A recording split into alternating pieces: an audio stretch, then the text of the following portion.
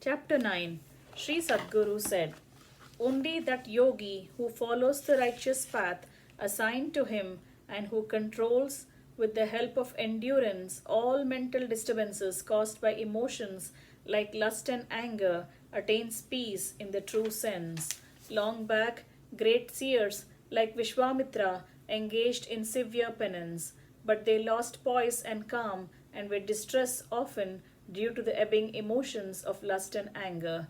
The one who gives up all attachments lives in his own house as a wayfarer and stranger and carries on his assigned duties, never faces distress. Some people appear to be patient when they are at other places, but at home they always get angry with their wives and children. He who deals very patiently, even with people who are under his direct control, despite their being full of blemishes, is a real wise man. Saint Tukaram had a blessed, chaste, and good natured wife named Kanakabai. When all the ancestral property was exhausted, she was meeting the family expenses, selling her jewels one by one. Though stricken with poverty, she was taking care of her husband and children with endurance and great love. She had very great esteem for Tukaram, who was totally lost in Panduranga Dhyana and was beyond all earthly duties and Vedic rituals. Hence, she herself had to bear the burden of household management.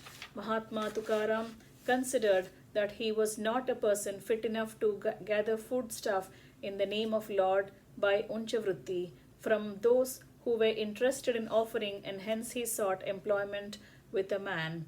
The emperor knew the greatness of Tukaram, and hence, with true affection, he gave Mahatma some sugarcane sticks. As instructed by his wife, Tukaram got into a cart along with those sticks and moved towards Pandaripuram in order to sell them. On his way, when he met some Bhagavatas, he forgot the sugarcane sticks he had, got out of the cart, leaving them behind, and reached the sanctum of Sri Vittala. In the meantime, many children came to the cart, saw the sugarcane sticks, and ate them very eagerly. Tukaram was singing and dancing with devotion in the sanctum of Lord Vittala. After getting the darshan of Lord Vittala, he came back to his cart. Seeing that only one sugarcane stick was left there, he returned home hungry and thirsty.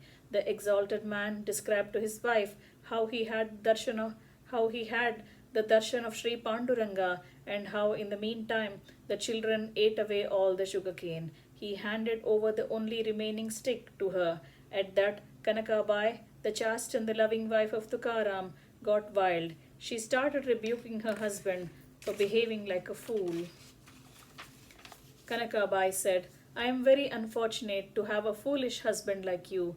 That is why I am always worried about the family burden. I am taking care of you and the children with very great difficulty, but you are not aware of all this, and you are always engaged in singing the glory of Sri Panduranga.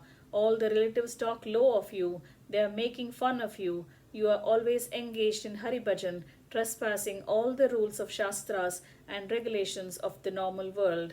What use is this lone sugarcane stick to me? The children are afflicted by terrible hunger. Sri Sadguru said. Having spoken thus, in great anger and despair, she beat her husband, the serene and the noble master, with that sugarcane stick. Even while being beaten like that, her husband remained very calm and smiling.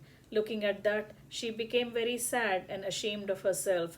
Tukaram, the man of endurance, embraced his chaste and modest wife and consoled her with soothing words. Sri Tukaram said, O Devi, what you say is true. I am really a fool as far as family matters are concerned. Yet, please give up your anger and excuse me. We are not at all poor in any sense. Are not all of us the children of Sri Panduranga, the Lord of Devi Lakshmi? By his grace, we are finding every day as a Deepavali day. Every day is a day of celebrations, lasting happiness and prosperity for us. Sri Panduranga is playing thus only in order to make us, his children, share this single sugarcane stick. Sri Sadguru continued. Having consoled his wife thus smilingly, he took the broken sugarcane stick in his hand and gave it to her. That chaste woman with great affection and mixed feelings of happiness and sadness, worshipped her husband, who deserved the reverence of the whole world.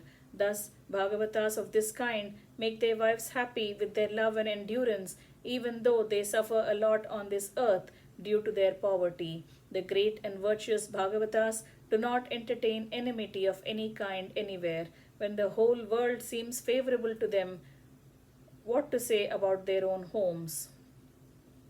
Thus ends chapter 9, entitled Tukaram Charitam 2 of Book 8 of Shri Vaishnava Samhita, composed by Shri Krishna Premi Swamigal.